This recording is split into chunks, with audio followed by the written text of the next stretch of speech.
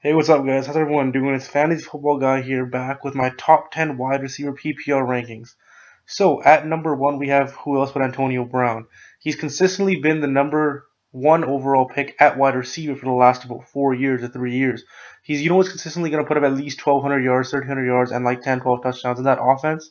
With Le'Veon and Big Ben, the Triple B offense, there's really no bad thing to say about Antonio except for the fact that sometimes his attitude gets in the way, but aside from that, not too bad. Antonio Brown is definitely a consensus top three receiver every single year, and my projections from this year are 115 catches for 1,450 receiving yards and 11 touchdowns. At number two, we have Odell Beckham Jr. So Odell came in the league and just took it by storm. He's been one of the top receivers in the NFL since entering, and now at the age of just 24, is entering his fourth season, I believe, and he is gonna just keep on going and doing what he's been doing his entire career so far. He'll come out be the number one receiver in New York, along with Brandon Marshall there. That leaves less double teams and less defensive coverage on Odell as they have to worry about Brandon Marshall. So my projections for him are 103 receptions for 1,300 receiving yards and 10 overall touchdowns. Next, at number three, we have Mike Evans of the Tampa Bay Buccaneers. So Mike Evans last year was peppered, and when I say peppered, I mean just heavily destroyed with targets. This guy received an insane amount of targets from Jameis Winston, and even in preseason, he's been receiving a lot of targets. And last year, I believe he was a number one overall fantasy wide receiver in PPR. But Mike Evans, again, similar to Odell, just a very good receiver as soon as he came in the league, and I think he'll just keep it up. And he's a very big target. And his projections are 105 receptions for 1,200 receiving yards and 10 receiving touchdowns.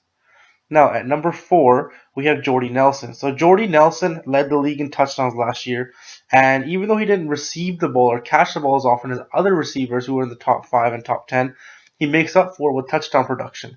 Him and Aaron Rodgers are a 1-2 lethal combo, which just can't be stopped. He's at 27 touchdowns in his last 31 games with Aaron Rodgers. That's almost a touchdown per game.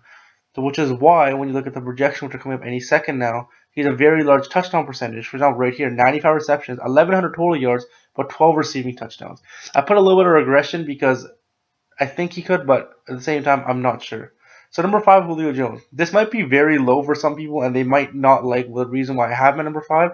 But to me, Julio Jones, if you look at last year, he had that big 300-yard game, and that game, he put up like 48 points in PPR, I believe.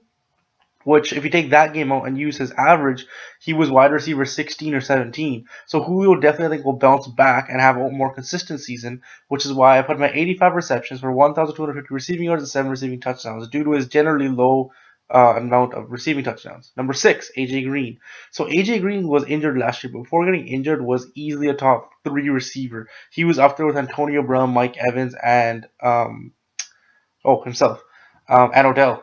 And so with AJ Green, he's obviously number one target in Andy Dalton's offense, and Andy Dalton loves to target him in one-on-one deep situations because honestly, if he doesn't catch the ball, it's probably going to be a PI. This guy's so big, 6'4", just a big target, good hands. And that's why my projection for AJ Green this season is 85 receptions for 1,100 receiving yards and 13 receiving touchdowns. I was thinking of putting AJ Green ahead of Julio, but due to injury concerns, I did not.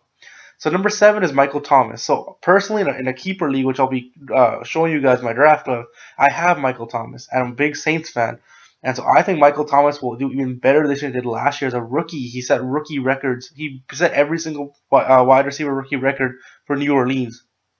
Made the Pro Bowl. He just put everything you could ask of a rookie wide receiver. And he's going to keep it up with Brandon Cooks gone now to New England, which is why his projections for this year are 98 receptions, 1,175 receiving yards, and 10 receiving touchdowns.